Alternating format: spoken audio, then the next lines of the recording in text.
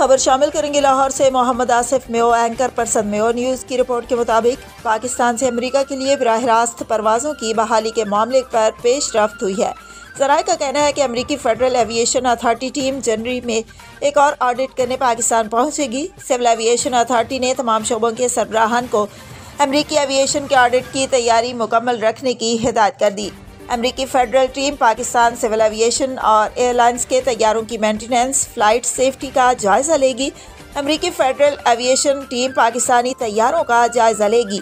Scheme of arrangement के तहत पर सेशन इंजीनियरिंग शोबे को 1 मई 2025 से पाक फ़िज़ाइया के ज़ैली कंपनी के हवाले किया गया है। ज़राए के मुताबिक अमेरिकी टीम ऑडिट के दौरान पाकिस्तान से अमेरिका परवाज़ों के इस्तेमाल होने वाले तैयारों का भी मुकम्मल ऑडिट करेगी।